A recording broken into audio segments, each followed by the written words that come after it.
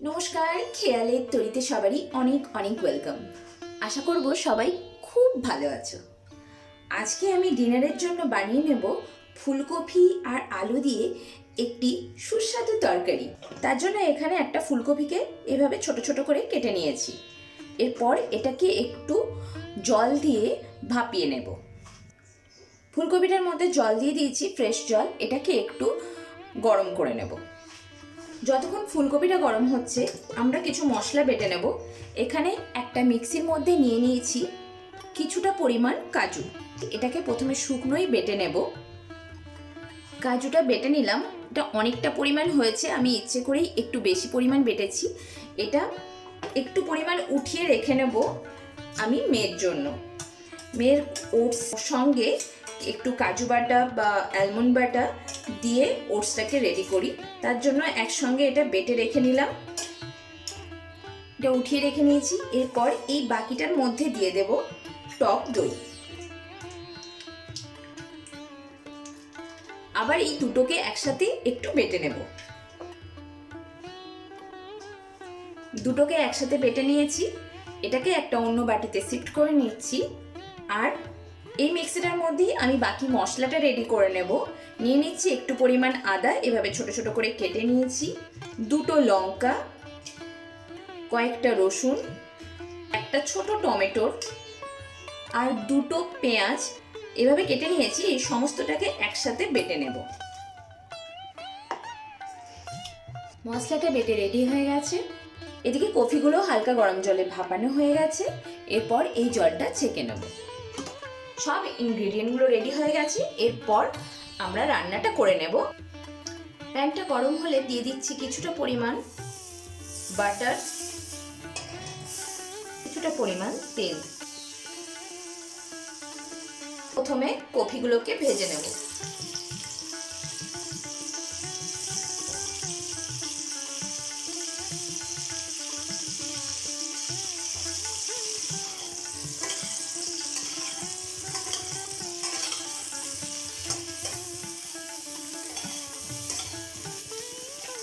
কফিগুলো একটু ভাজা ভাজা হয়ে গেছে, এগুলো উঠিয়ে নেব।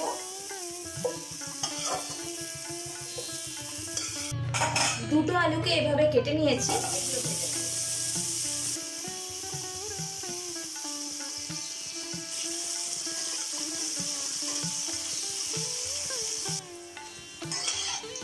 আলুগুলো ভাজা হয়ে গেছে, এরপর তুলে নেব।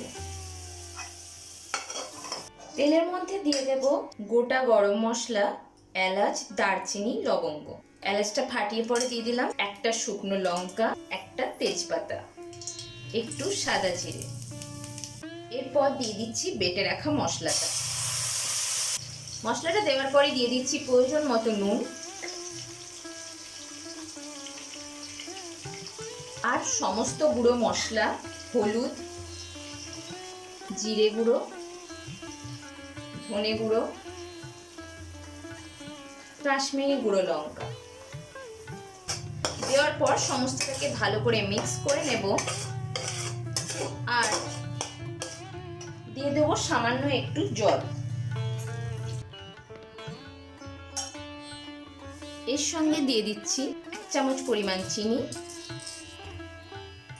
এরপর ঢাকা দিয়ে মশলাটা ভালোভাবে কষিয়ে নেব।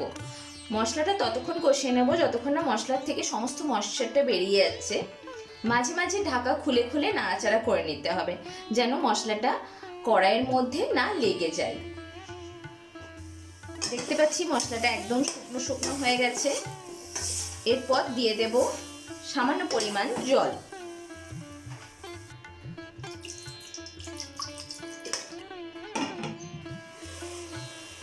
মশলার থেকে বেশ ভালো তেল ছেড়ে গেছে। এখন দিয়ে দেব ভেজে রাখা আলু আর কফিটা। এরই সঙ্গে দেব কয়েকটা মটরশুঁটি আর একটা ক্যাপসিকামকে এভাবে ছাড়িয়ে রেখেছি, এটাও দিয়ে দেব। সমস্তটা একটু নাড়াচাড়া করে নেব। আর দিয়ে দেব বেটে রাখা দই আর কাজুর পেস্টটা। সামান্য একটু জল এই বাটিটা ধুয়ে দিয়ে দিলাম।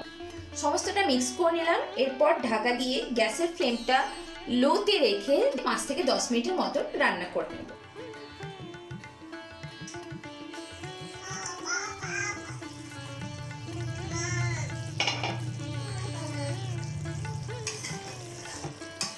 বলছি চারিদিক থেকে তেল ছাড়তে শুরু হয়েছে, আলুগুলো গলে গেছে।